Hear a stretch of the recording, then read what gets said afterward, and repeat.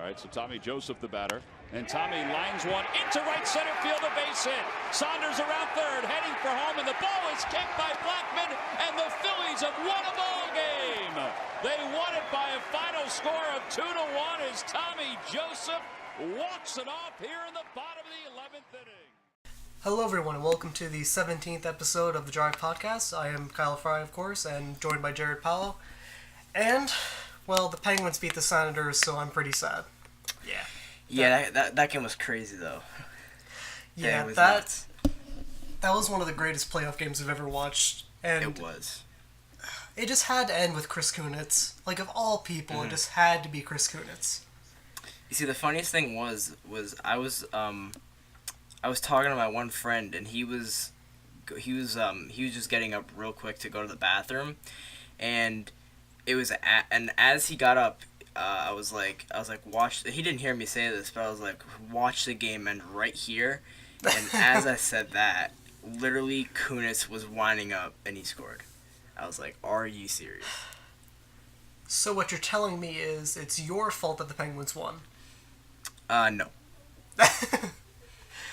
Well, kind of sounds like it, but yeah, it's Penguins win. They're in the finals, but the good thing is PK Subban and the Predators are, so yay! Yeah, so we have some serious people to root for, I guess, if you want to call it. Yeah. Well, it didn't matter. It didn't matter who was in it. Like, we were rooting against Pittsburgh, so. Yeah, it didn't matter if it was fucking Arizona Coyotes somehow. Like, and this was like from day one or whatever. Like, we were gonna be rooting against the Penguins no matter what. Like, yeah, pretty much. No matter what the team was that ended up in the final, it was gonna be. You almost kind of expected Pittsburgh to be in there no matter what. Ottawa put up a really good fight, but they just. I did not expect Ottawa to take that to a Game 7. Like, hell no. That was a really good series. They played it extremely well and they just got outlasted by the better team. Really, that's all that happened. Watching Ottawa reminded me of the Flyers back when they would make the play in 2014 when they played the Rangers. You knew that the Rangers were better, but you were just like, well, they got a shot. Yeah. And eventually the better team won. And that's basically what happened here. But pretty much, yeah. Nashville beat Anaheim, so we get to root for PK and Peter Laviolette and Nashville. And Nashville's a feel-good story. Like, they traded away so many key pieces to their team. Like, they traded Shea Weber, their captain. They traded Seth Jones, and they're in the final. Yeah, they're still here. It's amazing. Like, they've gotten rid of two of their best pieces on the blue line, and two right-handed defensemen. They traded two right-handed defensemen, which are extremely good right-handed defensemen who are extremely hard to come by in this league, and they're in the finals. They somehow got better from it. That's insane. Yeah, and especially as the second wild card in the West. Like they had to go through Chicago. They pretty much had the hardest road here. Path. Yeah. Yeah. Easily. Because you figure they faced a really good. They beat both one seeds. They beat Chicago and then they beat Anaheim. So. And they had to play really good hockey for a good month in a row, and they did it, and they're here now. So now they got another juggernaut to face. So hopefully they could take them down because. Yeah. Well, it's Pittsburgh. Yeah.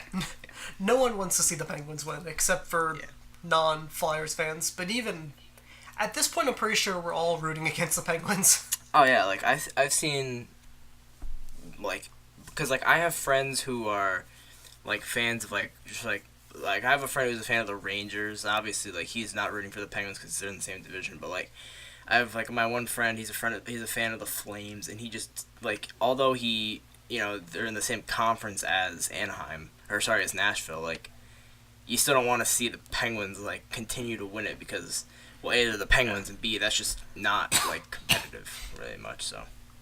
Yeah. We've seen too much of the Penguins lately, and speaking of the obvious teams to be in the finals for a sport, it's Cleveland versus Golden State again. Yep. Who expected that? Not many. Honestly, like, I'd probably expect, really that was a really tough one to predict, I must say. Yeah. I really thought the Pacers were going to make it this year. Yeah, Pacers, and then, the Kings, they were in the running. The Pistons as well. I thought the Rockets were going to make it. James Harden was just going to He's magically gonna score 70 a game. And, yeah.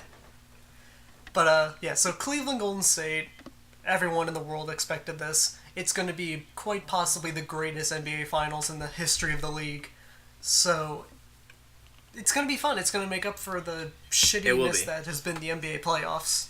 Yeah, like, this Finals is, is pretty much, it basically is, it's, the way that I kind of look at it is, if Golden State wins it, it's like, okay, well, they're expected to win it. It's not much of a thing. But if they lose it, Golden State loses, then it's a huge deal because they pretty much went out and signed the second or third best player on the planet after a year or a month after losing to Cleveland in the finals, in hopes to, come back the next year and just dominate the league, which they pretty much did the entire year. And then obviously in the playoffs they're 12-0 right now. So if Golden State loses, it'll probably be one of, if not the most catastrophic fails in the history of the NBA. But then on the flip side, it's like if Cleveland wins, then it's like, they're a really good team. LeBron if Cleveland wins this, there is more valid an argument than ever for LeBron being the greatest ever, and which I already I'm pretty much on the verge of saying that. But and then in the sense if they lose, it's like, well, Golden State is a juggernaut. So it's this finals is pretty much ride or die for Golden State. But if Cleveland wins or loses, really they have not much to actually lose in the process, really. Yeah, because LeBron's already established himself. Kyrie has pretty much established himself. Mm-hmm. Kevin Love, no one really pays attention to the other guys around LeBron. It's still just, well, is LeBron winning championships? And it's just yeah, he's won them before. He's fine now. Yeah, but, exactly. Yeah, he's all right. He's a pretty solid NBA player. Yeah, I would say so. But yeah, I completely agree that I'm on the verge of saying, you know what's screwed. He is the greatest of all time. I really don't think there's a way to defend it. Without question, I think he is, by the time that he retires, I think he will be. Yeah. But I just have to see, just something else. Because, obviously, last year at points, last year during the 2016 or 2015-16 season, I still kind of thought, okay, MJ still has the one-up on LeBron, right? Because during the regular season, obviously, Cleveland was really good. But for whatever reason, in the playoffs, because obviously they lost to Golden State the previous year, and then when they went 3-1 down in the finals, I was LeBron just can't overcome this team, the finals pressure, and everybody knows, LeBron isn't the greatest in crunch time. But if I see something out of LeBron in this, I already think he's 1A. Him and Jordan are 1A, 1B for me. But it's if LeBron does something in this series or does whatever, really, even if they lose the series, if he brings it to a game 7 and somebody gets hurt on his team or something that LeBron has to just go inhuman for, and he does, and I don't really see an argument against him because he's probably the greatest athlete we have ever seen and will ever see in the NBA. Unless some freak of nature comes out within the next or in the future, but I don't really see many ways you could argue against LeBron as the greatest at this point when it comes to basketball skill, not obviously career achievements. Yeah, and I think that's a whole different argument with most skilled versus greatest, and it's just NBA is so weird. You either hate LeBron or you love him, and to the point where you think that there's nothing wrong with him. And I've never seen a league that is so hell-bent on knocking down probably the greatest player that they've ever seen. Yeah. People are just way too Like, the people that are defending Jordan as number one, like, sure, there's obviously an argument there for it, but 95% of it is like, oh, well, he has all these rings, and then it's like, LeBron only has 3.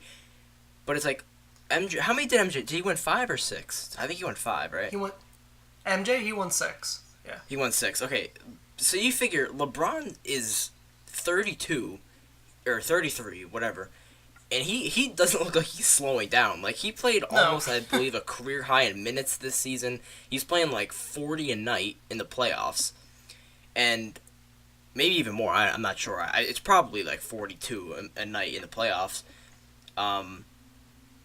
But the people that are like defending Jordan, that's their argument. It's like, oh, well, Jordan won all these rings. It's like, yeah, but give me something that Jordan does better than LeBron. And, like, obviously people will say, oh, we could shoot better. Well, yeah, he's a shooting guard. Like, that's literally his job. Well, LeBron's a forward, yeah. And LeBron could still shoot the lights out of the ball most nights. And he can drive a hell of a lot better than Jordan ever could. And he can body people around a lot better than Jordan ever could. Mm-hmm. They're two different players. Like, it's not... If this... Like, that's why I get under, like, the Kobe-MJ comparison more, because they're both shooting guards. They both kind of played a similar game. I understand that more, but, like, LeBron and MJ, they're two completely different players. LeBron gets his buckets by driving. Usually doesn't settle for that many jump shots. He will when he has to, but he's a driver, and he's a finisher, and he's one of the greatest defenders the league has ever seen.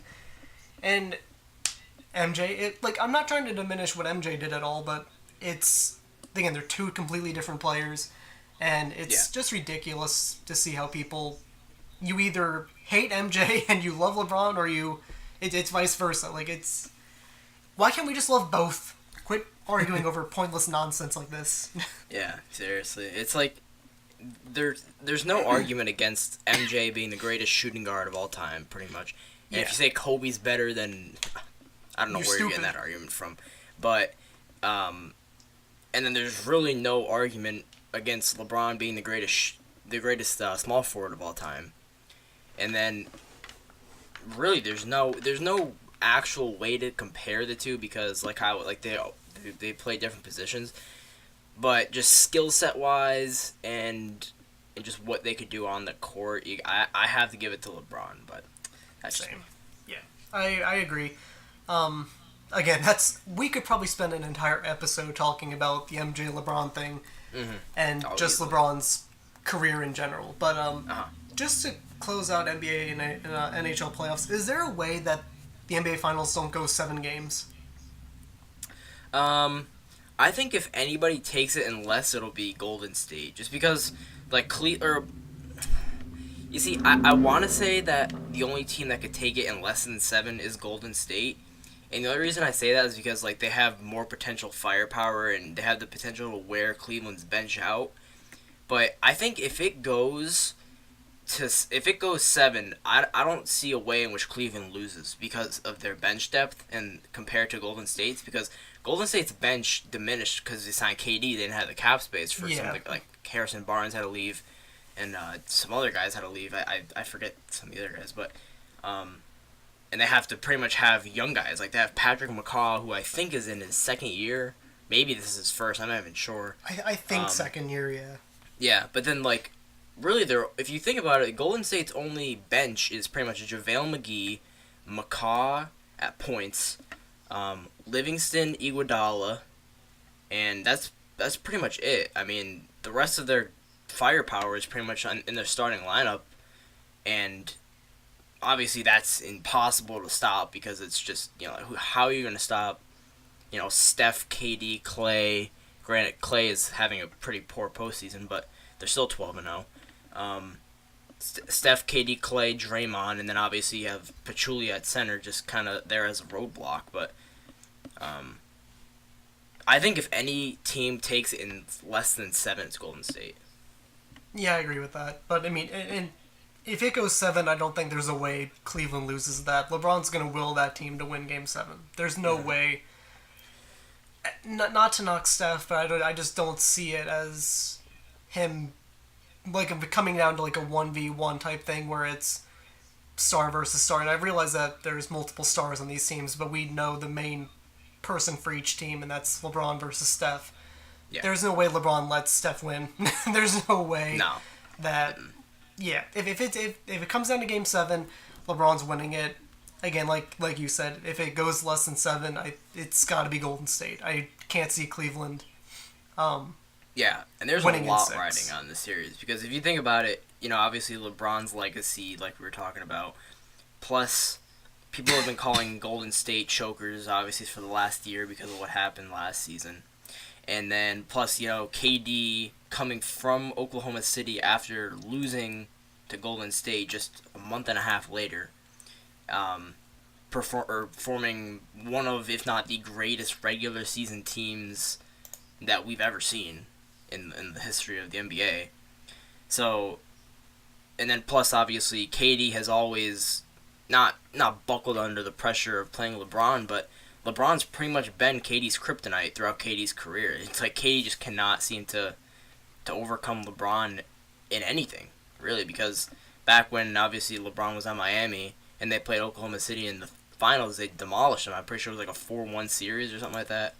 And then just regular season matchups, they just always beat them. Like Cleveland always just seems to, LeBron always just seems to get the better of Durant. So there's a lot riding on this series, not just Cleveland Golden State, Yeah, there's two legacies at stake. There's team legacies at stake.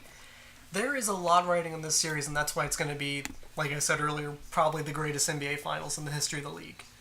Yeah, there's a legit argument for it being, for sure. Especially, it's the third in a row where it's these two teams and they each have one piece. Yeah, exactly. Yeah, it's going to be a show. This is a great year for championships. Like, Pittsburgh Nashville is going to be fun. Cleveland Golden State is obviously going to be fun. Yeah. So that's why I liked it too. They're like at the same time. Like I like the NHL, NBA, how they do that. Yeah. And they're usually not on the same night either, so you don't have to deal with the conflicts and everything. Yeah. So speaking of, again, like hockey, we'll get into some Flyers things. I wrote an article for a new website, basically, madeforphilly.org. I will put the link for the website and their Twitter in the description, and obviously I'll link the article. But first I just want to quickly mention something that our favorite writer here on the Drive podcast, Mike Sealski, he wrote an article about how the Flyers basically haven't found a replacement yet for Peter Laviolette. Okay. Peter Laviolette was fired at a bad time. He shouldn't have been fired when he was, and the Flyers were stupid to give up on him at that point. They should have either fired him in the off-season of the lockout-shortened season, or they should have just given him the 2013-14 season, and then if they didn't make the playoffs or whatever, you fire him then. They fire him 3 games or whatever into the 13-14 year, gets replaced by Craig Berube. Craig Berube the Flyers into a shitty finish in 14-15, which led to Provorov. Yeah. Yeah. Like one of the worst, like one of the worst stretches like that you could remember, pretty much as a Flyers fan. Pretty much. 14-15 felt like longer than a year. It felt like at least 2 years. It felt like the last 3 weeks of Phillies baseball, pretty much. That's a damn good analogy. Whatever the hell the word is. Why did I just blank on that? But a comparison. Yeah, there we go. That's very accurate. So basically Sealski just keeps on mentioning throughout the main problem that I have with this article is the fact that the only quotes that he gets regarding Laviolette is from a former player of Lavi's. Are you kidding me? Like, that's... Duh, the player's gonna be biased. Like, if you played under the coach that you're writing about, the player's either gonna have a positive bias or he's gonna have a negative bias. The player that he talks to, Brett Hedican, who was a defenseman on the Carolina Hurricanes when they won the Cup with Lavi as coach, he obviously really likes Lavi, and I don't fault him for that. Like, I really love Lavi, and a lot of people do.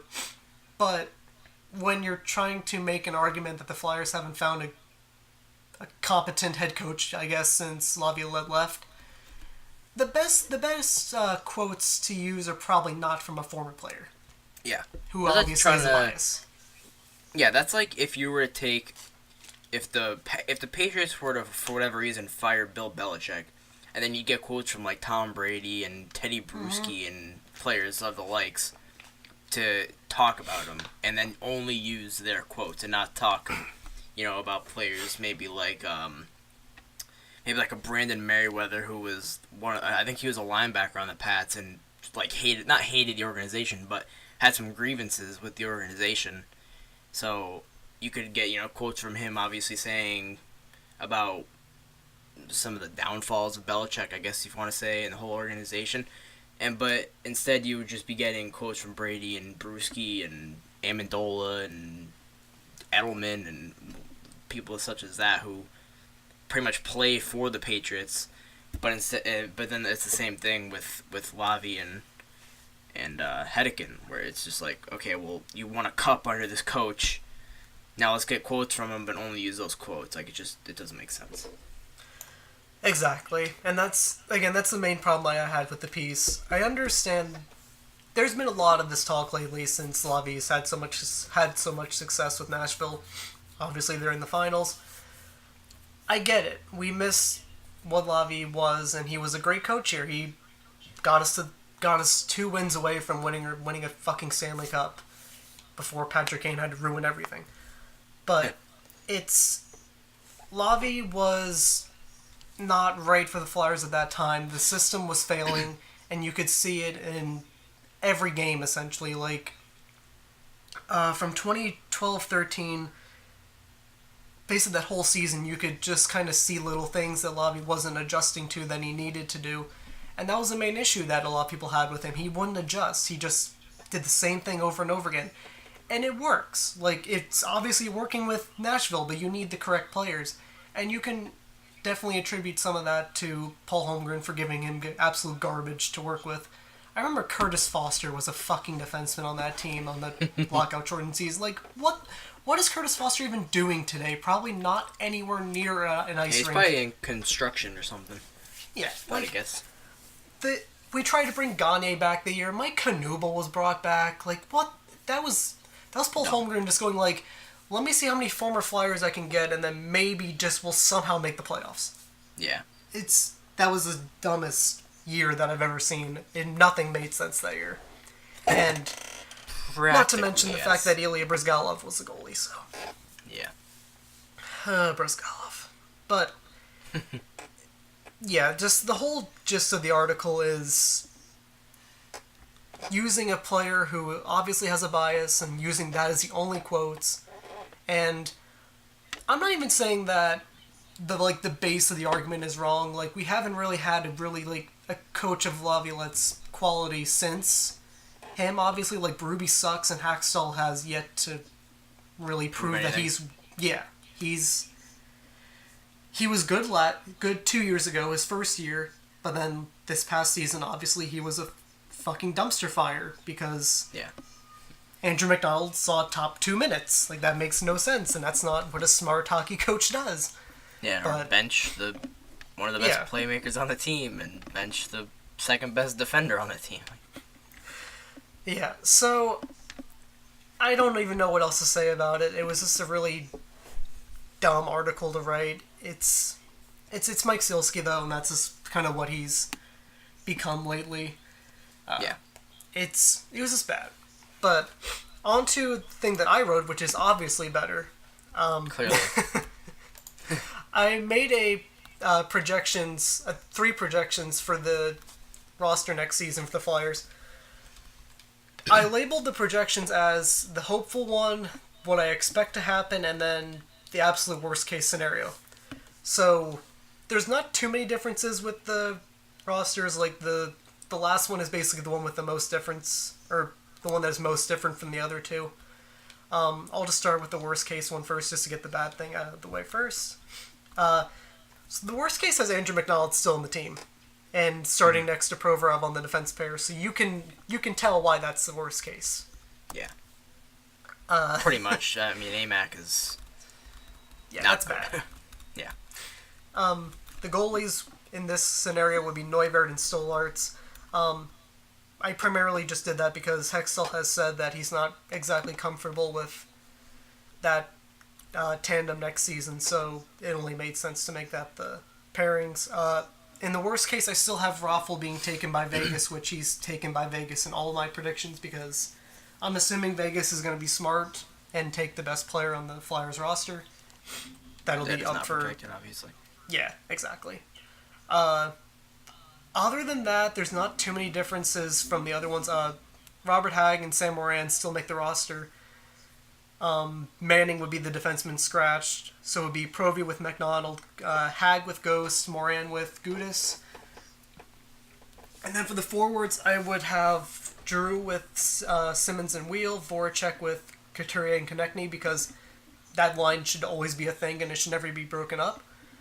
Filppula with Braden Shen and Oscar Lindblom, who, again, I have coming over and making the roster and all the predictions. And then fourth line is Vecchione with Weiss and Matt Reed. So it's not bad. Like it could be a lot worse. I think it's still an upgrade from last year.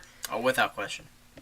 But it's compared to the other two, which I'll get to then. It's not very good. It's not. Yeah, it's not very. Especially that fourth line. Sheesh. Yeah. The fourth line is going to be... Aside from Vecchione, I guess Reed at points. Yeah, Reed is... Weiss is, he's Dale Weiss. But then, Vecchione, obviously we signed him at the end of last year, and he wasn't bad. So he could probably play a role, I guess, if that were to end up being the scenario that arose. But then... You never know. Like, that fourth line could be really good if for whatever reason Dale Weiss ends up becoming decent again, I guess, and Reed ends up kind of figuring out how to remain consistent, I guess. So, because Vecchione is not a bad fourth line center, if you think. So. No. Assuming that he can really play center and do pretty well in faceoffs, because that's really what his main job is going to be, just to win faceoffs. Mm-hmm. Yeah, and because sure that fourth line, yeah, because they're just going to need to keep possession at that point, because if you're... Yeah. Because, they're not going to score, is what we're saying. No, a line of Vecchione, Weiss, and Reed are not going to score a lot of goals in a season. They might score a few at points, and if the other team is all dead on the ice, then they might score. But generally, they're not going to score, so that would just be a... hope to God we don't lose the puck too many timelines. So. And you know what? Actually, I should probably make an adjustment to that.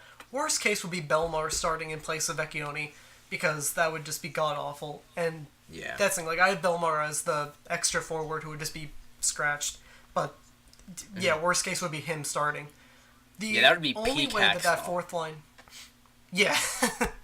Thanks, Dave. Thanks for that. Thanks for those lovely coaching decisions. But the only way that fourth line really succeeds is if Vecchione can drive play. Because we saw last year, Weiss was not that bad with Couturier as the center. Because Couturier is a play-driving center, and Weiss was succeeding He's then. bad, though. So, yeah, exactly. Couturier made Weiss acceptable, and that was about it. Weiss was still not, what we paid him for. And he never will be. It was a bad contract. It was just... It's not a good contract. No, not very. So, he's almost taken... Onto the... He's almost at, half of what Wayne Simmons has taken. Yeah, he's... Okay, so Simmons makes 3.975. Weiss makes... What the hell? 2.35. That's too close. That's way too close. Yeah.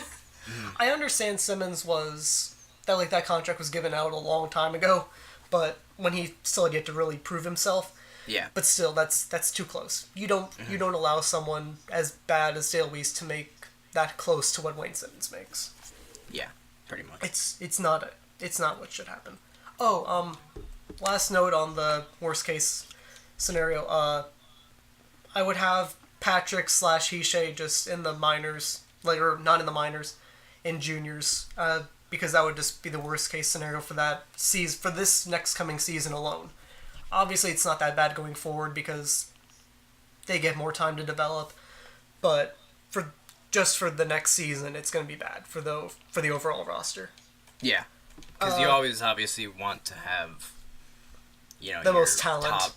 to pick on your team. So yeah, exactly. You want your number 2 pick playing on your roster probably on opening day, but it's again like that's worst case that either Patrick or Hishay don't make it. So onto the expected prediction, which it's kind of the same. It just has a few small differences. Goaltenders look like this. Jonathan Bernier at 3.4 over 2 years, I'm pretty sure is what I gave him. And then Neuvirth is the backup. Or it would just be... In that situation would probably just be what we've done the past couple of seasons, which is just dual goalies. Yeah. Yeah, like there's not a starting goalie, it's just who's hot. Yeah, see who's hot, who's not. So, Bernier and then Neuvirth and... so for the defense, it would be Gudis with... this is one of the differences. Travis Sanheim, Sam Morin with Shane Gostisbehere, and then Hag with Provorov. Manning would be the extra defenseman. McDonald is buried in the AHL. So, I expect Travis Sanheim to make the team. I don't know if I want him to be, and I'll get to that with the hopeful prediction, but I think that he's going to do enough in training camp to secure a spot on the roster, because I don't think, assuming that he impresses the way that I think he's going to, I don't think there's a way Hextall looks at the roster and says, yeah, I'm going to play McDonald over you, or Manning over you. There's just no way. Yeah. Because Sanheim is way too offensively gifted and he's going to be good. But I'm just not sure if it's going to be the best move to bring him up now, but I'm expecting it to happen. Again, like it's a really good looking defense, especially if Sanheim can fit right in right away. That year in the AHL did wonders for him and got him adjusted to the pro game. It's gonna be amazing then, because those are really solid defensive pairings, and you could arrange those however you want. It doesn't necessarily have to be Sanheim and Gudis as the top pair and then Morin and Ghost. It's just whatever. And the thing that I had difficulty with was deciding what the pairings were going to be with the expected prediction, because I wasn't sure how to put Sanheim into that mix, because I didn't want to make it to like just pairing like Sanheim with Hag and having two rookies just play together, and I don't really like that situation. So that's why he went with Gudis, and I'm like, well, I don't really want to give Gudis bottom 3 pairing minutes, but obviously you don't want to give Provorov that bottom pairing minutes, so it was very confusing for me to figure out. It would be a tough pair, but I think, well, because on this defense, there's so many young guys, obviously, except for Brandon Manning, who would be scratched anyway. But Gudis would be the veteran, and then the second oldest is Gostisbehere would be, or is one of Hag is Gostisbehere older than them? Yeah, like he should be. Yes, I'm pretty sure Ghost is 23. Okay, yeah, I thought. Yeah, so pretty much Gudis, who is like 26 or 27, would be like the veteran on this defensive thing. Absolutely. So you pretty much know what you're going to get out of him. So you kind of want to give him more minutes because the consistency is going to be there with him. But as for the rest, and Provorov, well, that's just because Provorov's a wizard, but from Morin and Hag and Sanheim, and I guess even Gostisbehere at points, you're not always going to know what you're going to be getting from them. So if anything, you kind of toss around those 4, with not for the lowest amount of minutes, but kind of toss them around, see who works best with who and whatnot. So it would be obviously a huge upgrade from last season, but because Nick Schultz was one of our defensemen, but yeah, it'd be a good problem to have, pretty much. Absolutely. And for Ghost, because I didn't mention this in the last one, but for his contract extension, I basically did the same thing for each of them. It's around like 4.3 over 4 years.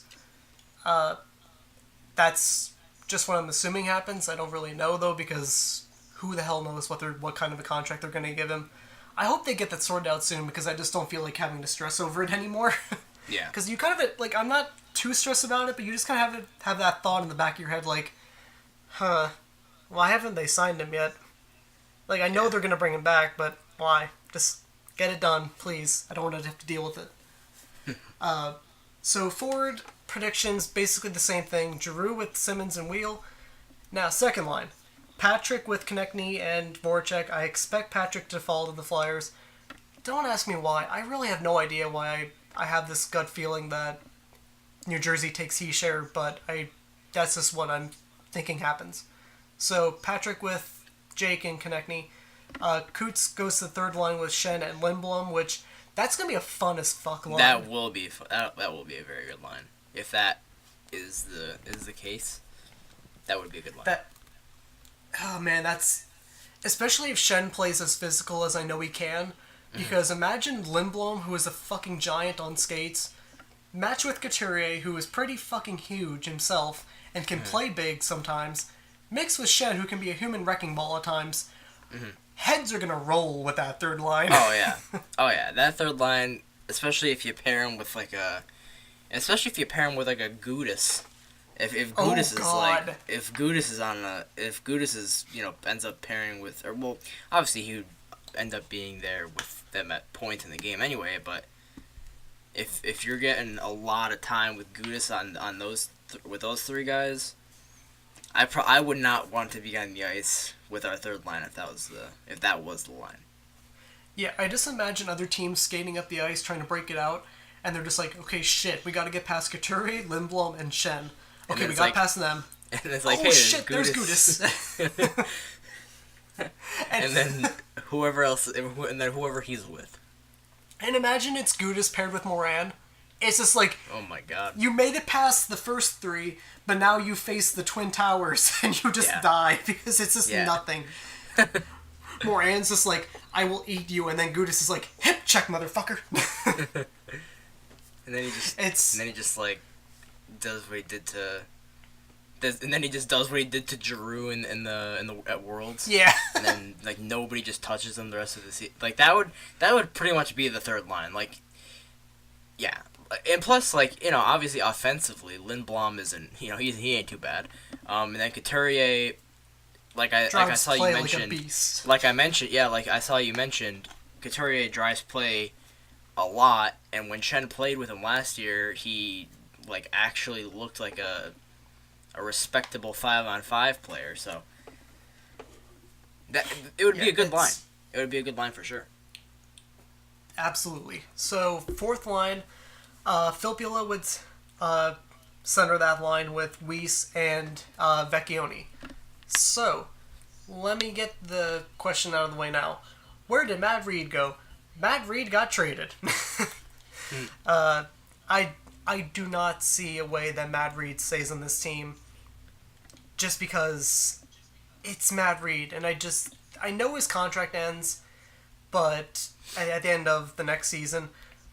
But I just don't see a reason to keep him when you have guys like Vecchione, even like a Taylor Lear, just other guys, like even Scott Lawton if you want to bring him back. There's another guy who you could slot in there. I just don't see a reason to keep Matt Reed going into the season. I like him. He drives play pretty well. He shuts down chances fairly well, but you gotta get in new guys when you know that you're probably not going to bring back Reed. Like, that's the thing. You're just not going to bring him back. Mm-hmm. So, he got traded, and I believe I sent him to Winnipeg for a 2017 fourth. For some reason, I didn't put that in the freaking article, which actually annoys me now.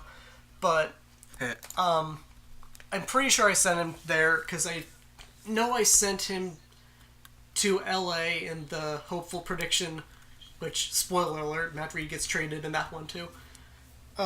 He gets traded LA in that one, so I'm pretty sure it's Winnipeg. I would look it up now, but my laptop's being slow as shit, so.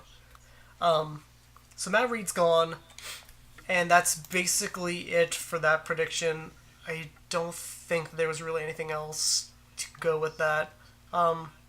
Just some salaries. Wheel gets 1.2 in all of these, just because that's what I've seen the most that he could probably get. Patrick's just at 950,000 with, obviously he's going to have like a shit ton of incentives that'll be built into that entry-level deal, so. Same with LeBron. Yeah, exactly. Like, they're both going to have a shit ton of bonuses in there. So the cap hit under a lot of these is around like 5.5 mil, but, or the cap space, excuse me. Cap hit, but it's probably going to. Yeah, that's a good amount to have. Something. I haven't seen the Flyers have that much cap space in a freaking long time. Yeah. Yeah, that's a solid amount of space, especially with some guys that, may not be,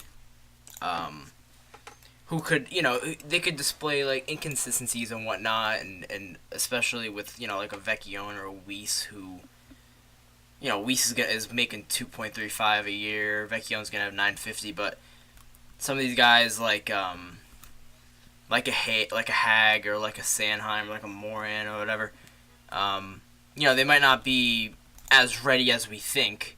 And if we needed to sign just an interim guy who might be here for a few months or whatnot, we would have the space to do so.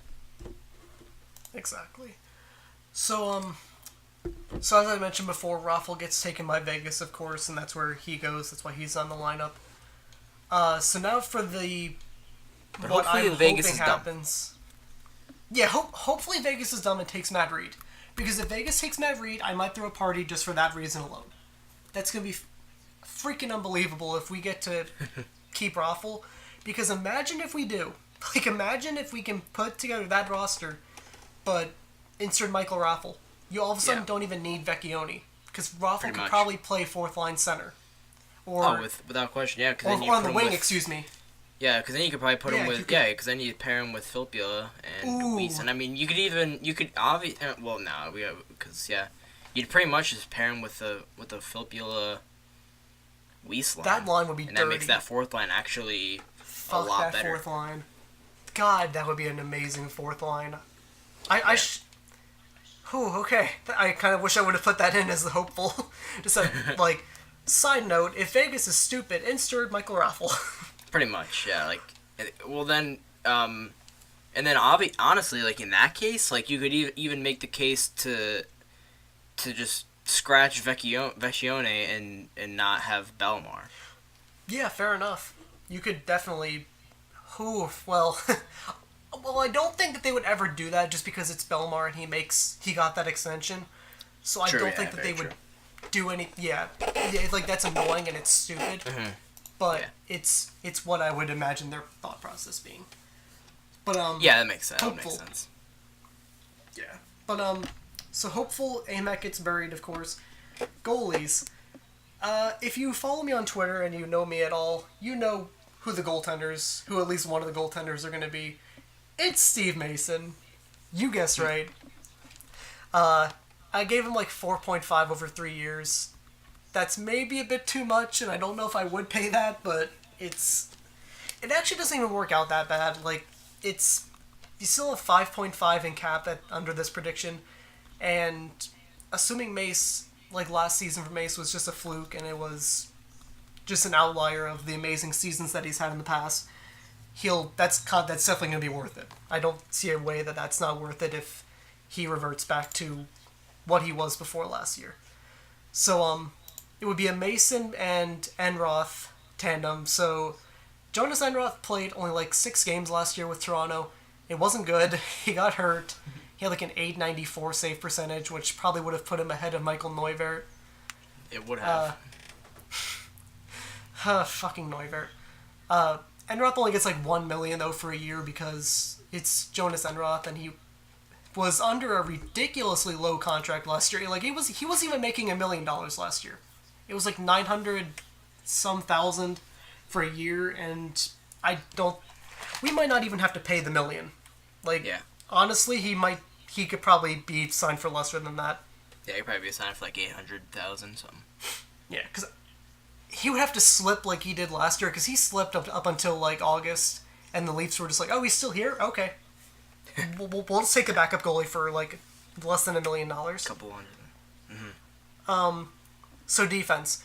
Gudas with Provorov, Hag with Ghost, and then Sam Moran with Matt Hunwick. So, I mentioned this, I think maybe like 2 episodes ago, I mentioned that it wouldn't be a bad idea to bring in Hunwick. I really like putting him in there because not only does he provide a veteran presence, he's not a bad veteran presence. Like, he's not Andrew McDonald bad. He's not great, but he's serviceable. Like, he's gonna be decent with a guy like Moran, who we presume is going to be a pretty damn good defenseman. I gave Hunwick like 1.45. He might go for less than that. He might go for more than that. I highly doubt it'll be more, but it's a relatively cheap deal, and it's only for 2 years. So if Sanheim is blowing the lights out at Lehigh before the trade deadline, you could just trade Hunwick easily at the deadline. Like, that's an extremely movable contract, and get it whatever back. I don't care if you get a 7th round pick back. It's something, and you get to just insert Sanheim, and Manning stays as the extra defenseman. So yep, that's pretty much like, yeah, like that would be pretty much best case without that much, you know. I mean, you could obviously there's different pairings and whatnot. You could see as the season goes on and whatnot. Like Moran and Gostisbehere work better than Hag and Gostisbehere. Oh, you can switch that, but it's just tentative as to who makes it rather than pairings. Yeah, like the pairings are completely subjective. You could switch it around all you want. It doesn't matter. Like I just did it for the sake of what I think would work best, but that could change like day 1 on like of training camp or something. So and just for clarification before, because I finally got it to load, I traded Reed for a 5th in the last prediction, 2017 5th. So in this one, Reed goes as well, and he goes to LA for. We basically trade up. We go from things like. Let me find what it's like. Maybe 4 or 5 spots. I think it's 70. I think you have it. If I remember correctly, I think you had it 75 to 70. Yep, 75 to 72. Yep. So move up 3 spots. It's not that bad. We move up there, and then we get a 6th round pick in the future as well. A 2018 6th round pick. So. I don't think that's exactly unreasonable what to expect if we kind of package like a pick and Reed for something. That would make sense. Michael Neuvirth gets traded too, of course. He gets dealt to Calgary for a 5th round pick. I don't know if Calgary gives that up, but the thing with Neuvirth is, and the only way that this prediction really works, is if Pittsburgh is stupid and they don't trade Fleury to Calgary before we get to trade Neuvirth there. When that's completely hoping that Calgary has not had talks with Pittsburgh at all, that they've just been chilling waiting for someone to give them a goalie because of the expansion and everything. And hopefully the Flyers can just do anything before Pittsburgh can, and Calgary is stupid as well, and they don't think that they're going to be able to get Fleury or whatever. Yeah. So I hope that happens, but it's probably not. Yeah, like at this point, like the hopeful, like the best case scenario to happen for the Flyers, it kind of depends on not only like our own decisions, but like some other teams. So, like you said, if Vegas is dumb and doesn't take Raffle, then that's an immediate. He's on our 4th line. Possibly, maybe could break the 3rd, I guess, but more than likely would be a 4th liner, which, Michael Raffle on the 4th line is... That's pretty solid. Last year I'm pretty sure last year he was on, like, the 2nd line at times, so, like... He was on the 1st line at times. He was with He was. He was, yeah. Well, and that stretch when he, like, scored seemingly at will, before he got hurt, obviously, but, then if, like you said, if Calgary's dumb and jumps the gun with like a trade with us for Neuvirth, then it's like, some of these things could fall into place. We'd have obviously more cap to sign somebody else. So. Oh please let Matt Reed be taken. Vegas would have to be the dumbest fucking team, and they haven't even played a game yet. But man, it would just be amazing if they could take Reed off our hands. We wouldn't have to deal with it. Yeah. I don't think they'll be hard to trade Reed, but just so we don't have to, just so we just get to keep Raffle and not have to worry about anything, we can just be like, our team is pretty freaking stacked. Like, if Lindblom turns out to be what is expected, Wheel turns out to be the player that he showed at the end of last year. It's so good. It's going to be so good. Yeah. So, forward predictions are basically the same thing. Yeah, they're actually exactly the same thing. So, Wheel with Drew and Simmons, connecting with Patrick and Voracek, Coots with Shen and Lindblom, and Filppula with Vecchione and Weiss. Obviously, if this is best case, if this is like absolute best case and Reed gets taken, then it's insert Raffle where Vecchione is, or maybe even where Lindblom is, and you move him down to the fourth line. But I like that third line of Coots and Lindblom and Shen too much to break that up. Yeah.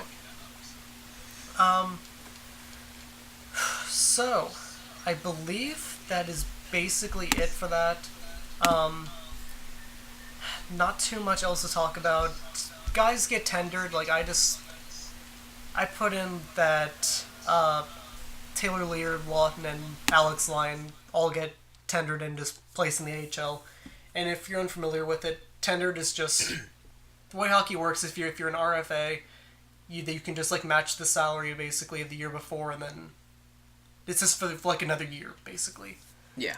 And they're not forced to do that. They could just sign up for they could do a 2-year deal for any of these guys. I think you could do a 3-year deal, but that would be kind of weird for any of these guys. But that is about it. Special teams, just for the hopeful prediction, because the other ones are just kind of whatever. I would have Giroux with Shen, Simmons, Voracek, and Ghost. Obviously, the first unit just stays the same. Second unit is going to be Filppula, Patrick, Konechny. I put Couturier on the point with Provorov just because I think Coots would be best served in Voracek's spot on the first power play unit. I don't know why he's been put where Giroux is. It just doesn't make sense. Like, he's a left-handed shot. He should be having a one-timer set up because his slap shot isn't exactly horrible. And he's shown it at Worlds. Like, that's the thing. When he was at Worlds, he took a slap shot from the point at one point. And I'm like, why doesn't he do that more? And then, like, it's probably coaching because they don't let him do things. Because when he was in the AHL during the lockout shortened season, and he was just playing with the Phantoms to start the year, he was positioned on the point, I think, for power plays, and he would have a bunch of, like, slap shot goals. And I'm like, why don't they let him do that? Like, he's probably not that bad at it. But yeah. Dave Haxtell, everyone.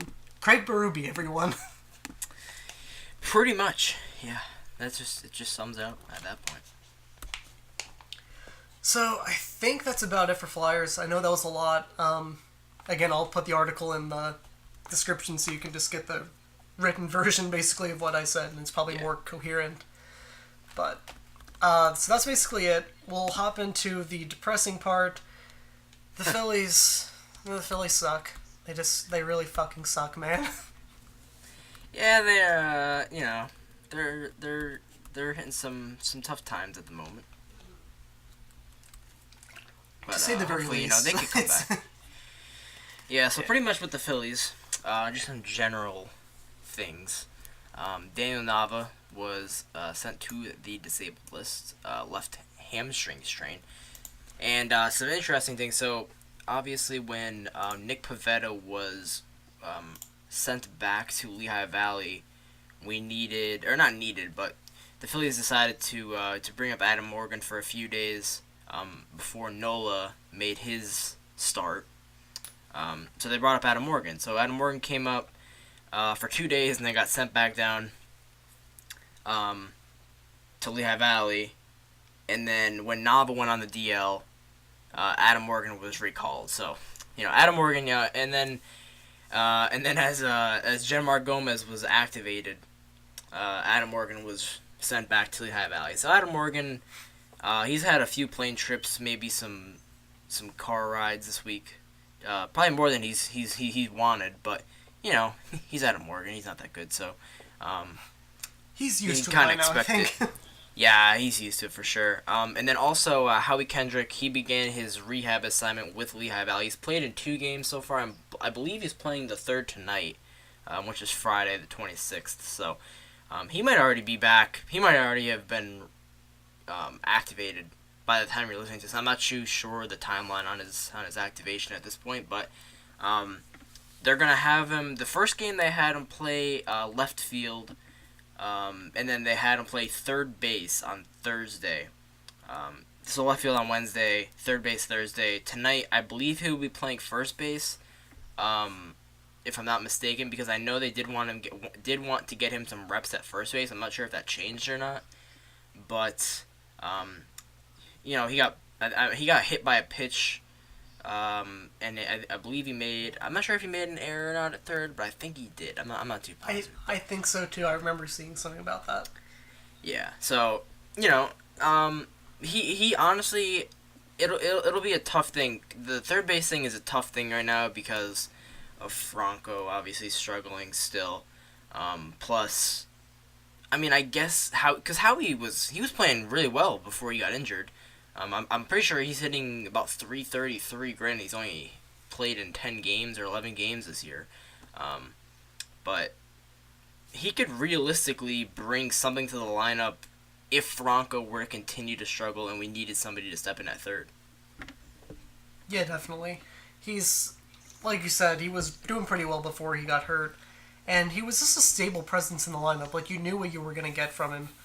And he's not going to bring you anything spectacular, but he's going to get on base a decent amount, and he's going to at least work the at-bat a bit. So, and that's something that like no one in the Phillies lineup is doing at the moment. Yeah. And then also, some good news revolving. The bullpen has looked a lot better, obviously. You could probably tell just by watching that the bullpen's actually done well. They gave up, they went 6 innings yesterday, 6 scoreless, or was it 5? I'm not sure. They won in the 11th, so yeah, 6 innings of scoreless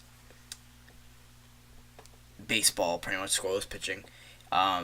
They have a collective .79 ERA over the last 7 games and have a 13-inning scoreless streak. Hector Neris and Joaquin Benoit, they haven't given up runs in about 2.5 weeks, coming up on 3. So that's very good. Hector Neris is pretty much back to his old self. He's been looking dominant lately. Pat Neshek, what is there to say about Pat Neshek? He's been very good all year. He made an insane diving catch off the mound on a bunt attempt, and then doubled up the runner at first. I'm sure everybody saw that play. And then that was amazing. Yeah, that was awesome. And then Edubert Ramos, he also has not given up a run in about 2 weeks. The last run he gave up was the, I believe was the walk-off home run to Bryce Harper when they were in Washington. So, obviously that's not the greatest last run to give up, but it's in about 2 weeks, so it's fine, I guess.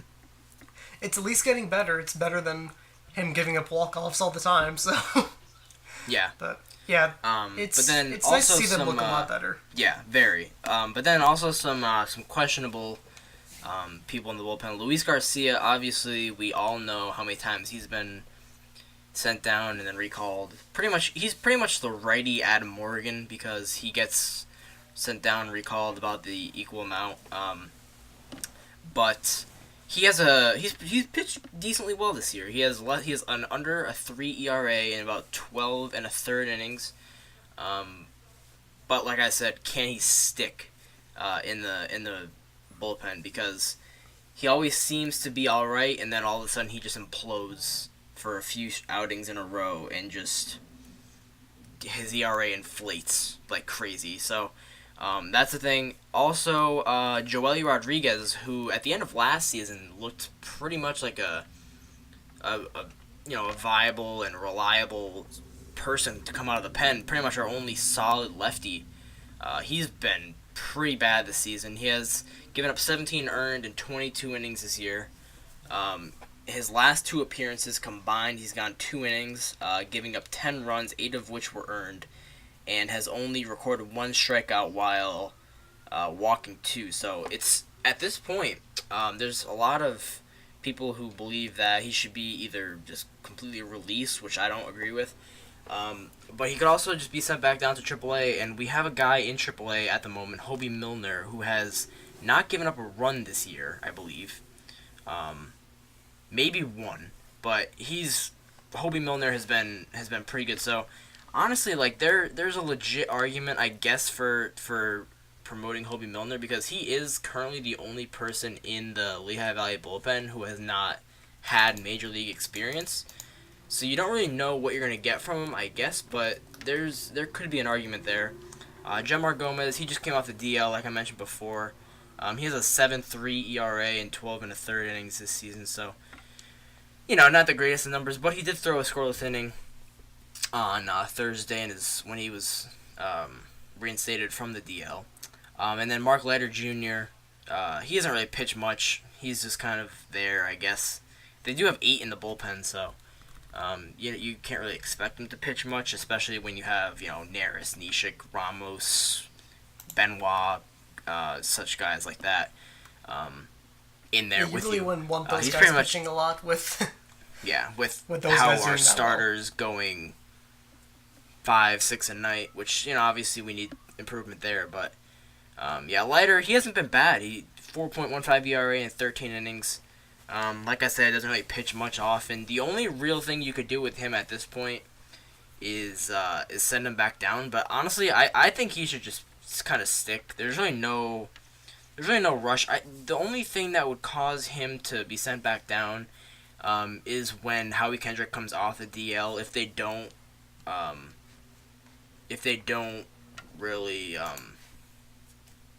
want to, send a bench guy down so they have a short bench, then I guess you could send Leiter down, but I'm not too sure. In that case, I would kind of just keep him and see what happens, but that's just me. Yeah, and correct me if I'm wrong, but he started before, right? Like he's had some starting experience. Yeah, he started the first spring training game this year. Yeah, that's right. I'm pretty sure he was in the rotation to start the year. If I'm not, maybe in AAA, I'm not sure. I think he might have started a few games in AAA this year. Let me check. Okay, he has. So okay, no, so he hasn't started all in. Yeah, so he hasn't started at all in AAA this year, but he did make 17 starts with Reading last year, and he had a pretty damn good ERA, and like he had 3.39 ERA. I realized that, like he played in 23 games, he started 17 of them, but still, that's pretty good ERA for starting that many games, and he's basically the same thing the year prior. He actually had he had a 3.09 ERA in 2015, and he started 21 games. Mm-hmm. All right, so, like, especially with sending Morgan down, like, I'm not sure that sending him down makes really any sense at all, because in case you need a spot start, that's a guy you could easily just insert in there. Yeah, like right now, if you were to send when Howie Kendrick comes off the DL, when he's done with his rehab assignment and is reinstated from the disabled list, you pretty much have 2 options, or a few more than 2 options. You could either send 2 main options. You could either send a reliever down, or you could send a bench guy down. So the bench guy that would be sent down without question would be Ty Kelly. But then in the bullpen there are a few options. You would either send down Luis Garcia, Joely Rodriguez, or Mark Leiter. The problem with sending Joely Rodriguez down is that leaves you without a lefty in the bullpen, assuming that you don't make some other move to bring up Hobie Milner, or Pat Venditti for that matter. But really, like, it's just, I'm not sure like what we're going to do when Howie Kendrick comes back. I would assume probably just Ty Kelly will be DFA'd again, but I don't know. I don't know how I would feel about that, because then that leaves you with the short bench, and especially with, like, I'm about to talk about all the guys that are struggling. With all these guys that are struggling, a short bench isn't necessarily the greatest thing to have. So to kind of segue into that, obviously, as we all know, the Phillies offense isn't having the greatest of months. Maikel Franco, in May, hitting 231, 292, 369 with 5 walks and 11 strikeouts. Granted, those aren't horrible numbers, especially the the walks and strikeouts.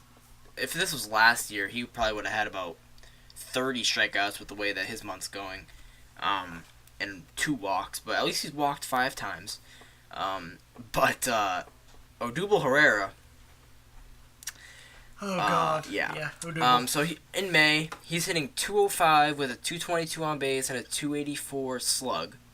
But he has walked just 1 time, and he has struck out 28 times, including the 0 for 5 strikeout platinum sombrero against the Rockies on the 25th. So that was, he just looked lost at the plate. He has last looked strikeout lost in at that the plate game for was the so last. bad. Yeah, I'm pretty sure he swung at all 3 pitches. Maybe took the first, but he struck out on a ball. I think it was for his 4th strikeout. Might have been the 5th that he struck out on a pitch that was, I think, at his ankle or something like that. Yeah, that's what I'm thinking inside. Was that the one? I forget if that was his 4th or 5th, but yeah, that one was horrendous. But something I will mention, he is hitting leadoff tonight. So, and obviously he hit leadoff for the first pretty much half of last season, and then a little bit after the All-Star break, but then he not slumped. He did slump, but I don't think that was the reason. I think it was just because Cesar Hernandez started just raking after the All-Star break, so Pete wanted to give him the leadoff guy. Plus, he's a little bit more tailored for a leadoff Cesar, but Odubel back in the leadoff tonight, which is Friday, like I said before. So I like that move to give him, just let him feel a different spot out, because I think that putting him in the 3-hole this season was a little bit too much, personally. Yeah, because I think because he seems a lot more like impatient at the plate, and obviously we can tell by that just because of the fact he only has 1 walk this month. Yeah. But he's definitely seems a lot more pressured. It seems like just in his own head that like he needs to drive in runs or something, or he needs to do more than what he's been told to do in the past. So maybe just giving him a role that he's been in before and that he's probably more comfortable with is I think it'll help him a lot. Yeah, I don't think there's really moving him to the leadoff spot, especially against the Reds. I will mention that against the Reds, it's a good time to do it, because the Reds, they're obviously not that good. They're a worse team than the Phillies. It's just not showing right now, with current records. But the Reds are not a good team, especially pitching wise. Their pitching is not that great. So to give Herrera some confidence at the top of the lineup, maybe who knows, he could start going on a tear starting today, and Pete will keep him there for the foreseeable future. But you never know. But yeah, speaking of Cesar, as I was saying before, he's still having a pretty solid season. He's not hitting above 300 anymore, but I'm pretty sure he's right below 300 in like the 280s or I believe range. But in May he's hitting 244 with a 323 on base and a 267 slug. Pretty much the best numbers of the guys that are struggling belong to Cesar Hernandez.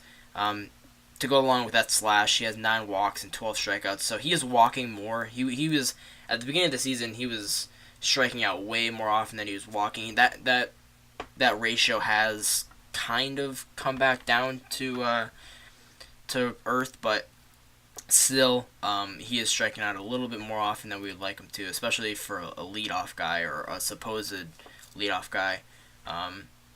Michael Saunders, he's having a pretty bad May as well.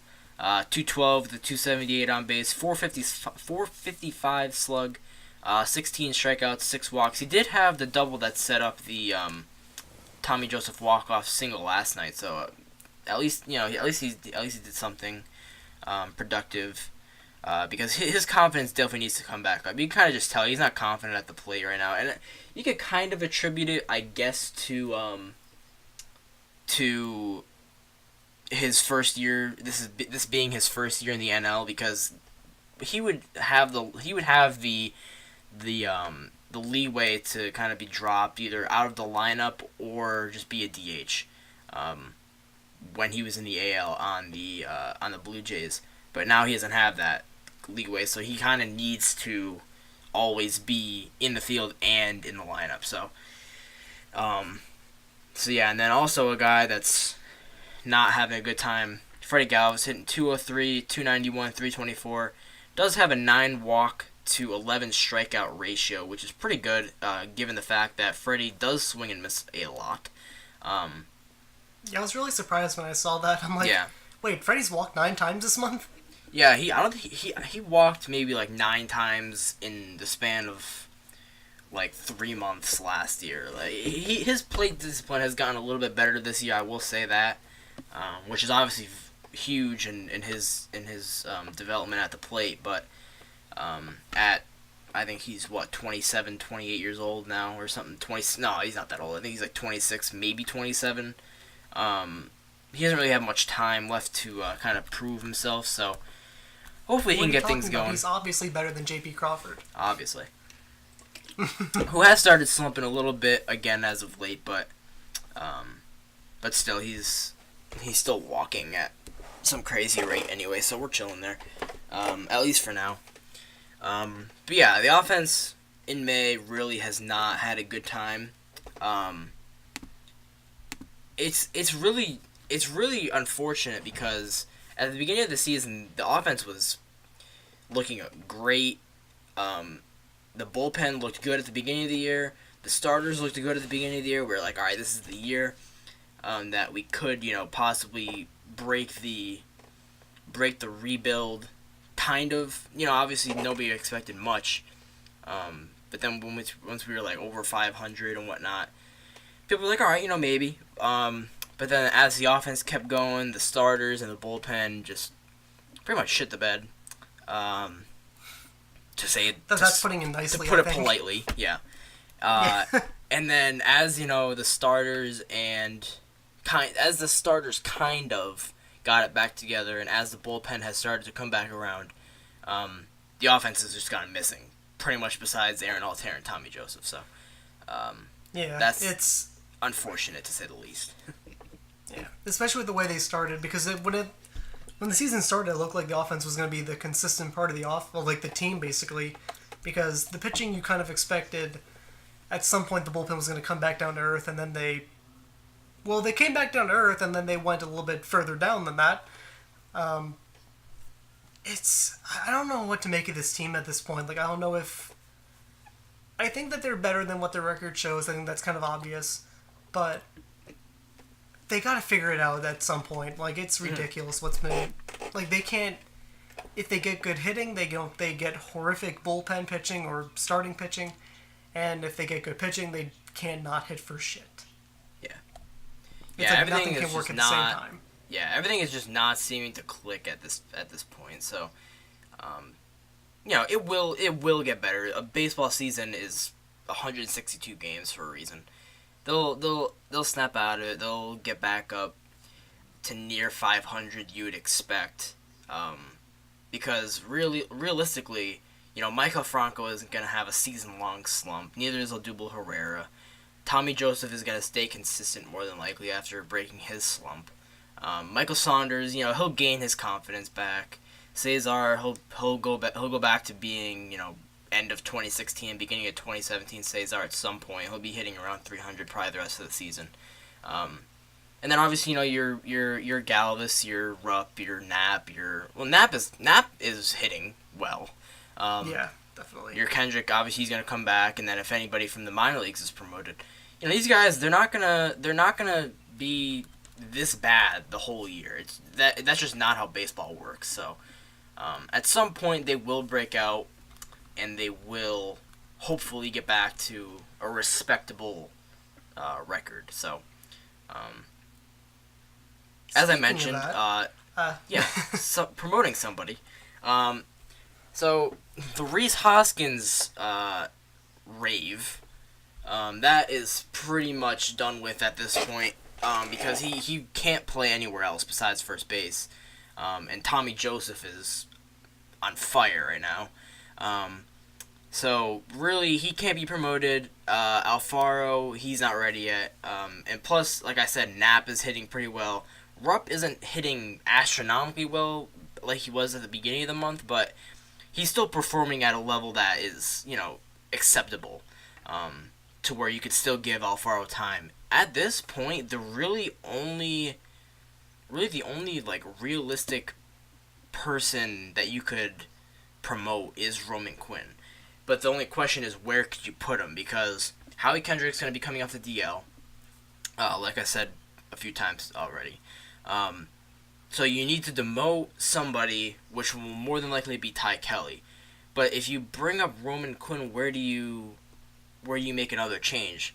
I guess you could, and they're not going to run with pretty much 6 outfielders, because you'll have obviously your Altair. You'll have 5 outfielders. You'll have Odubel, Altair, Saunders, Kendrick, and then seemingly Quinn. But if they were to demote a reliever, then they'd have 5 outfielders. That would just not be an ideal situation. Plus, obviously, Brock Stasi needs his time, and with Tommy Joseph hitting, he would probably just be stuck in the outfield a few times a week, if that. So really, it would just be a matter of do you cut or do you cut Saunders? Do you send down Herrera for a week or two? Or that would really be the only realistic thing, and I don't even know if they would do that. Yeah, I highly doubt it. And I know that we want to get these young guys up because they're doing well, and we want the Phillies to do well. Like, we want, obviously, the major league team to be performing better than the minor league team. But you gotta just be patient. This is a rebuild, and there's no room for these guys. Like, you can't just put Hoskins anywhere. Like we've said, he only plays first base. And you can't just take out a Tommy Joseph who's playing pretty damn well right now just because you think that Hoskins is going to be better. You don't know that Hoskins is going to be better. He probably will be. Hoskins is most likely a significantly better first baseman, or he will be, than Tommy Joseph. But you can't just bring him up in place of a guy who's on a hot streak. That's not how things work. Yeah. And with Roman Quinn, I saw someone ask Matt Winkelman if they could move Quinn back to shortstop. He hasn't played shortstop in 3 years. That would take so long to get him readjusted to infield. It just wouldn't be worth it. You'd just be pushing him back further. So that doesn't make sense. You can't really move him to a different position to get him up sooner. We just have to be patient, and I know that sucks because we want the team to be doing well now, but the only really logical call-up that's going to be made, or that I think that should be made, would be the Hobie Milner, Pat Venditti for Joely Rodriguez, just because you might as well see what you have in these guys. It's not like Joely is really getting into that many games as is, so why not just send him down for a bit, call up Milner, see what you have in him, call up Venditti, see what you have in him, and then if you don't like it, then you can just see if you can get Joely back up. I don't see another situation working. Yeah, at this point, I think calling up Milner. Alright, so a few days ago, I was pretty much not against bringing up Milner for Rodriguez, but I was skeptical of it. I was, he's a 26-year-old in AAA, Milner, I believe, maybe 27, and who hasn't given up a run. He may have given up 2, something like that. But is he realistically better than Joely? At this point, I don't really think it matters. I kind of changed my mind on this. I don't really think it matters too much if he is better than Joely. Joely just needs some mind clearing at this point because, like I mentioned before, his previous 2 games have been horrendous. Combined, he, like I said, 2 innings, 10 runs. And that's bad, very bad. So, yeah. At this point, I think you just need to send him to AAA. Give him some time to try to see if he is doing anything wrong or if he just needs mind clearing. Because sometimes if you're a major league pitcher and you're going out there and just getting rocked night in and night out, you just need some mind clearing, just to kind of, recalibrate, I guess if you'd want to call it, your brain into just thinking like, okay, it's a new season, new team, whatnot. I can go back out and I could just be who I was last year. But also another guy that's interesting is Ricardo Pinto. So he was moved out of the AAA rotation when Nick Pivetta was sent back down. So at this point, so long term, he is a 1,000% better option than Luis Garcia. He's definitely a better option than Mark Leiter. Could be a better option, I guess, than Genmar at this point, just because Genmar has had a pretty bad year, but you never know with him coming off the DL. He could have been feeling stuff all year, so you can't really judge him too much. He's only had about 12 innings, Genmar Gomez has. But Ricardo Pinto is coming off his first minor league appearance out of the bullpen, I believe on Wednesday. No, it was Thursday. So that might have been his second. I'm not too sure. But he pretty much just started coming out of the bullpen. So really the only question for him is, because he's probably the most ready pitcher at this point in time, other than Jake Thompson. But there's just no room for Thompson at the moment. So really the only question is, how long should we wait for Pinto to become acclimated to the bullpen before calling him up in replacement for Luis Garcia? And really, I don't really think there is an answer to that question that could be cemented, because everybody is different in their thing. And Pinto, his arsenal of pitches is pretty much a bullpen. He was never going to be a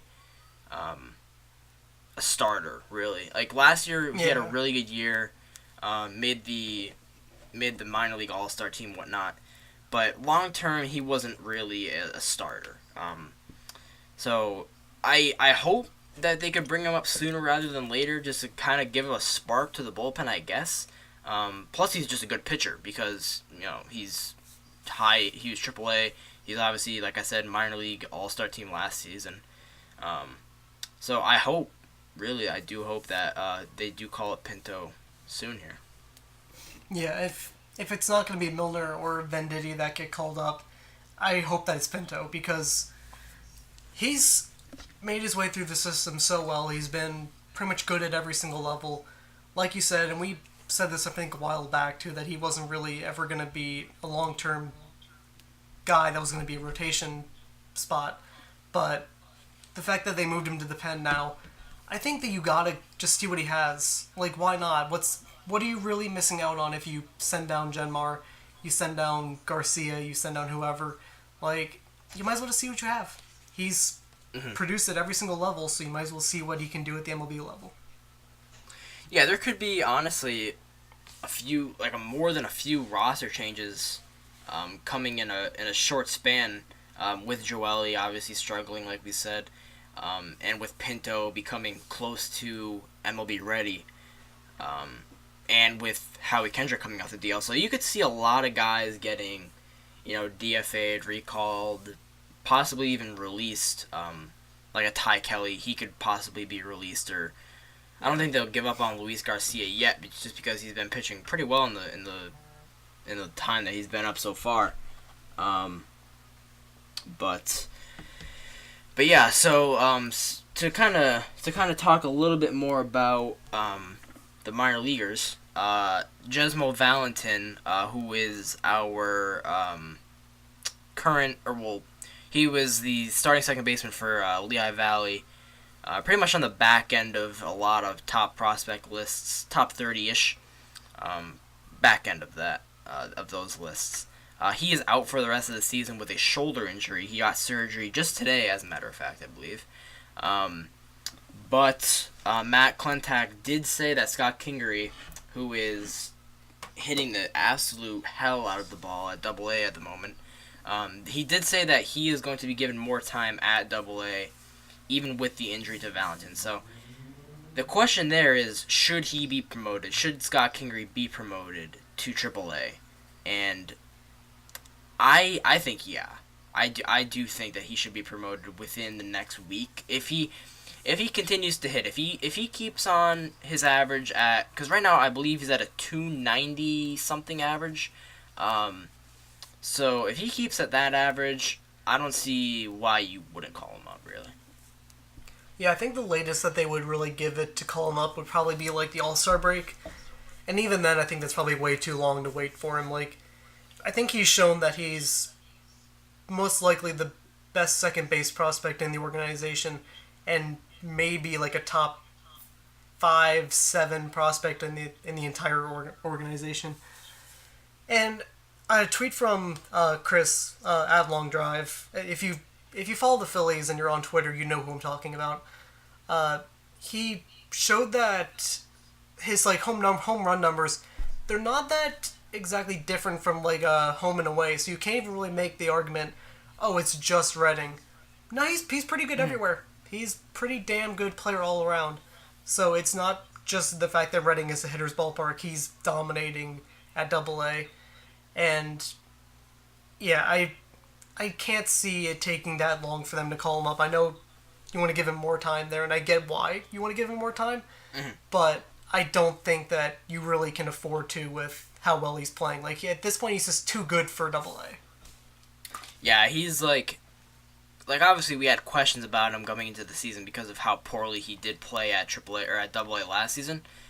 When he was called up, but it was a pretty small sample size. It was only, I believe, like 37 games, and he had 250 still, so that's really not all that bad. But we did have question marks, like I did say, but he's answered pretty much all the questions. His power obviously has improved. He's a minor league leader in home runs at the moment, which that's crazy. He's not gonna sustain that. Don't even worry. Yeah. But he's making contact as much, if not more, than he was. His on base is crazy. His OPS is crazy. So right now, he's honestly he is AAA ready.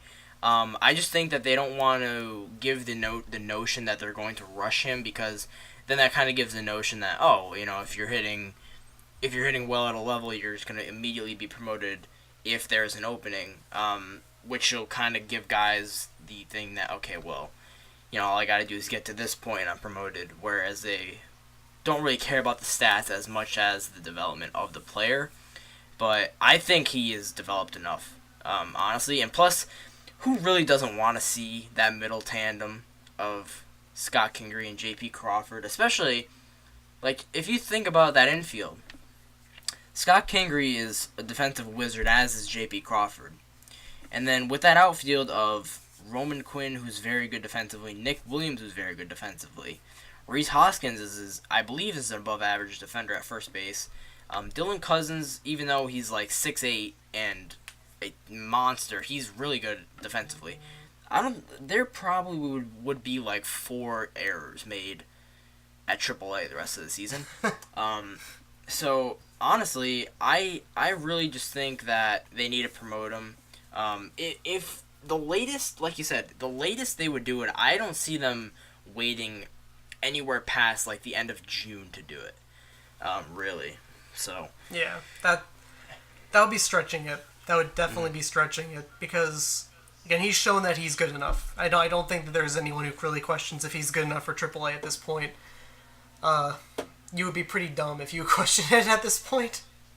Yeah, there's like really just like at this point it's just a matter of, is he developed enough? It's just like the stats are obviously there and everything. They just need to kind of assess the development and determine from there. But like I said, I think they should just give him a chance. If he doesn't do well within the first few weeks, then you could always send him back. But yeah, I don't know, because that is a risky situation when you do that, because I don't like sending players like back and forth like that, especially when they're a top prospect.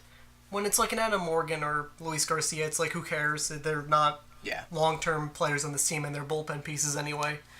But Yeah, you definitely could. And I like the point that you made that it's more about the development and not the stats. Everyone got so, like with Hoskins and Cousins last year, was like, oh, we'll just call them up to the majors. It's like, hold on. Yeah. You have to actually look past the flashy numbers like the home runs and stuff. You have to look into the actual game footage and how they're performing at the plate. Like, what pitches are they swinging at? What pitches are they not swinging at?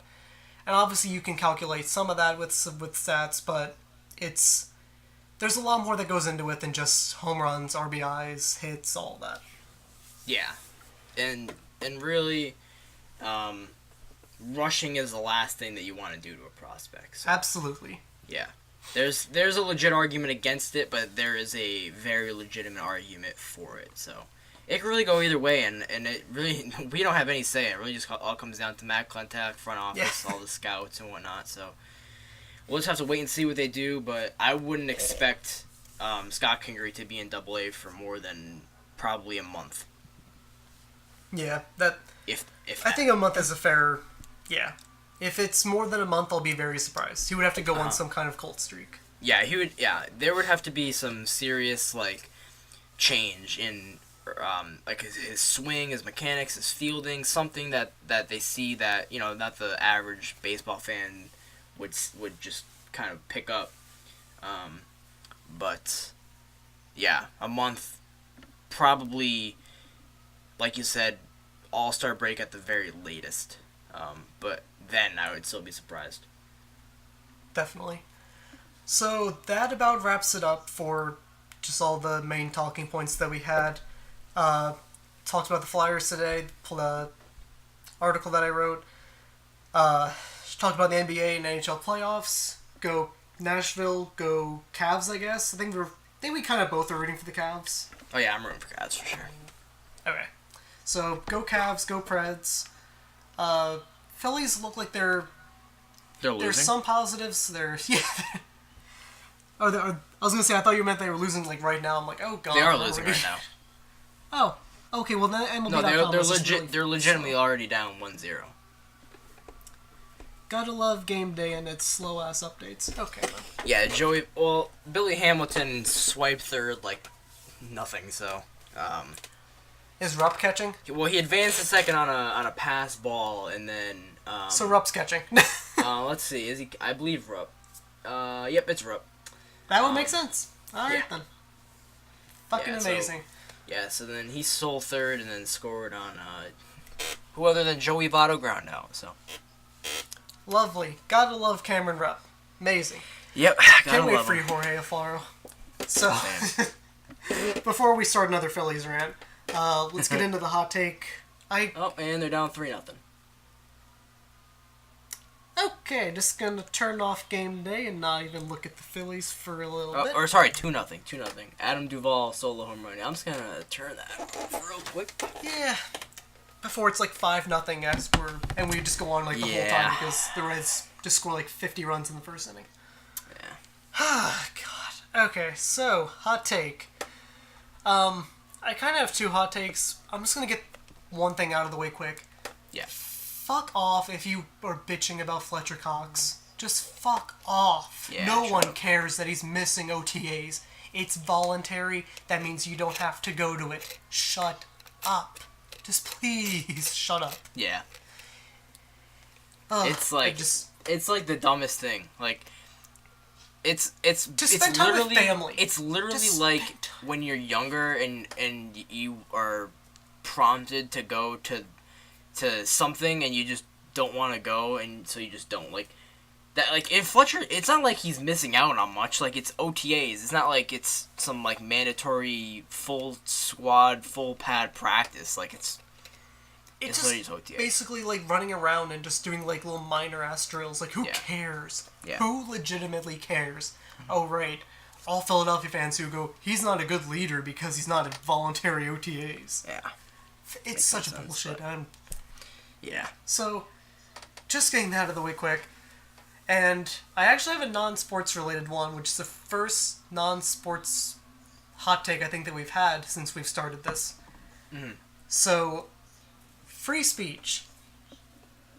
Whether, the people that go to great extents defending free speech, and who love to shout free speech whenever they give their opinion, they seem to not understand how free speech works. Because they think that they think that because they gave their opinion, no one can call them out on their shitty opinion. And that's not how it works. Free speech works both ways. If you make a shitty-ass opinion, I get to call you out. That's how it works. Now granted, I can't say that you don't have the right to make that opinion, because you do. That's how free speech works. Free speech, yeah. But I get to call you out, and I get to call you a fucking idiot if I want to. That's labeled under free speech. You get to say that to someone, not exactly in those exact words, but you get to call someone a fucking idiot if you want to. That's free speech. Now, the people who they don't understand it, I swear, like they look at free speech and they think it only applies in these certain situations. And it's like, no, it applies for basically everything. Like, even hate speech is protected by free speech.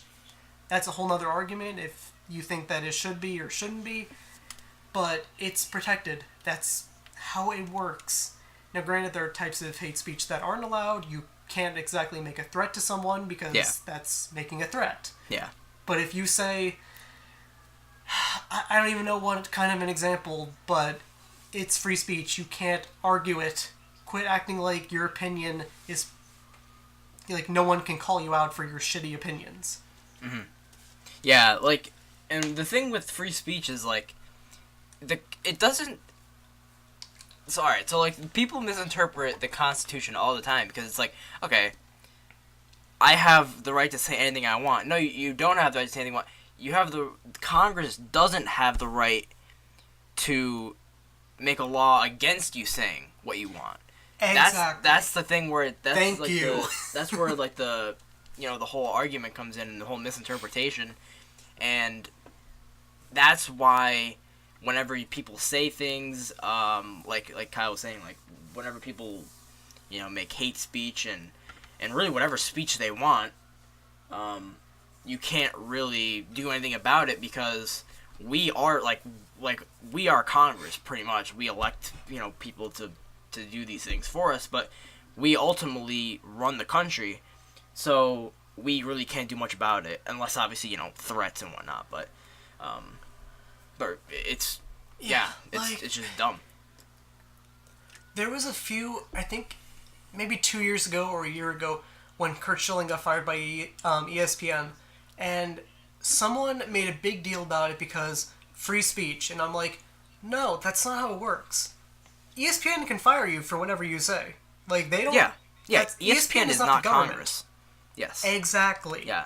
ESPN is a corporation. The same thing happened with the dude from Duck Dynasty a few years ago. Like, when they argued that, like, he made like, gay speech or anti-gay remarks or something, and then A&E, like, suspended him, but then people lobbied for it in Congress, and then they reinstated him. But it's like, A&E isn't Congress, so they could do that. Exactly. It's not... I feel so stupid having to explain this because it's such an easy thing to understand, but apparently it isn't. Like, apparently this is a really hard concept for people to understand. Yeah. Corporations get to fire you if they want to for what you've said.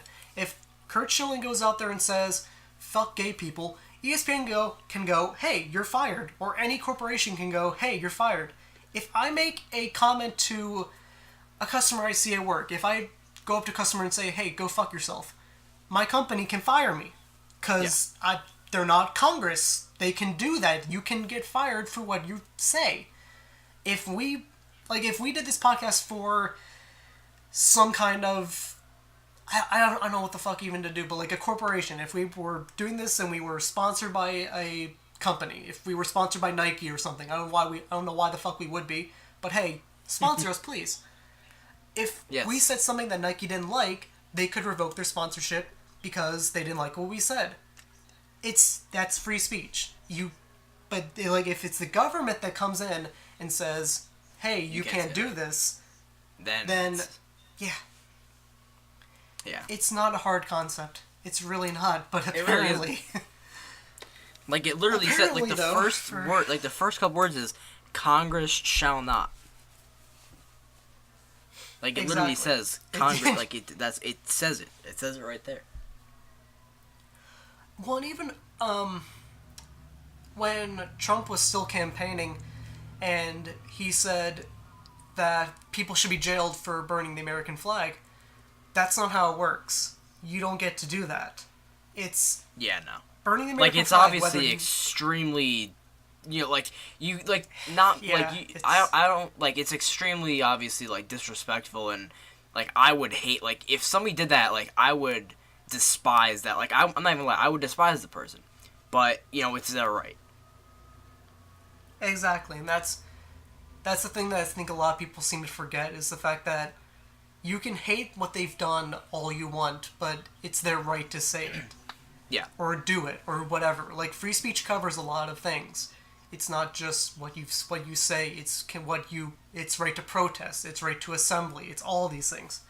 So, again, if someone burns the American flag, you can hate it. You have every right to hate what they did, but you can't deny the fact that under American laws, they are allowed to do what they did. Yeah. And it's as simple as that. And you can't jail them for it. That's literally unconstitutional. And you would think a person running for president could understand that, but apparently not. It's a mess, and that's been bothering me a lot lately.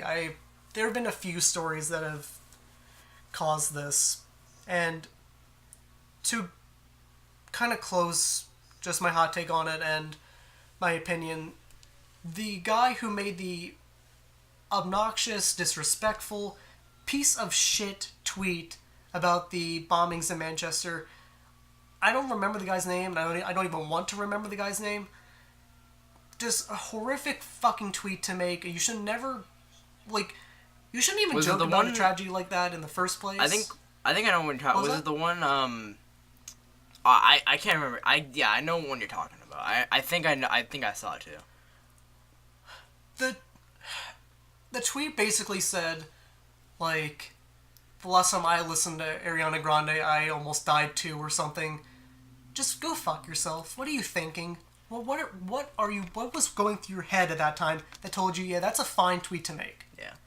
And then the apology was complete bullshit. It was like, oh, I didn't understand the severity of it, even though he led off the tweet with multiple fatalities confirmed. Mm-hmm. Yeah, you understood the frickin' severity of it. Like, what are you talking about? You literally stated it. But he has the right to make that statement. He's a fucking idiot, and he should be publicly ostracized for it. Like, people should shame him to fucking hell for it. But he still has the right to say it. Like, he should delete it. He should just not fucking say it. Yeah. He deleted it, and he's like, oh, sorry for offending. I'm like, oh, okay. Because that's the correct way to apologize for that. Yeah. But, yeah. So, we don't get into non-sports things much on here, but sometimes people are just way too stupid and not understanding basic constitutional things. And Constitution's been around a while.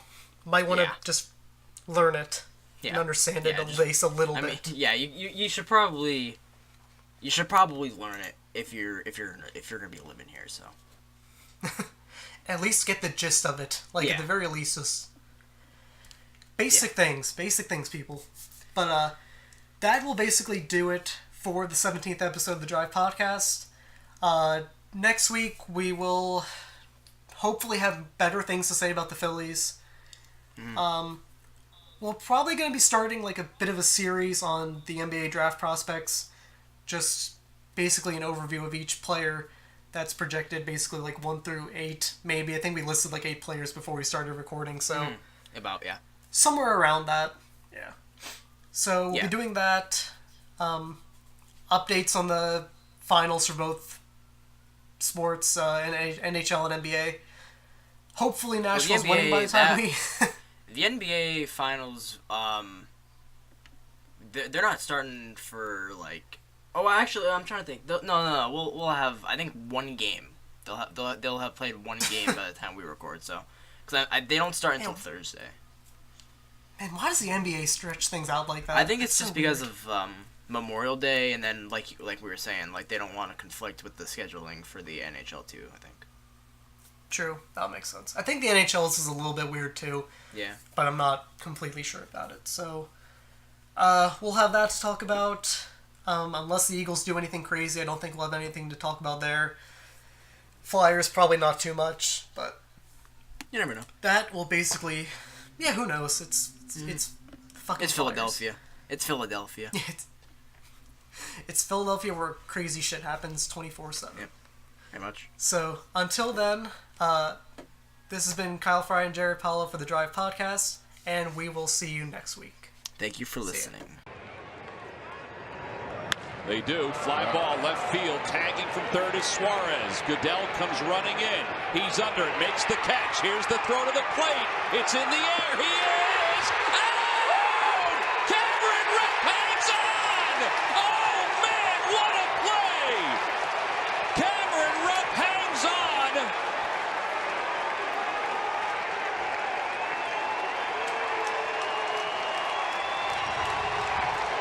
Wow. Everybody to their feet. What a play by Cameron Rupp. The throw took him into the baseline. He grabs it.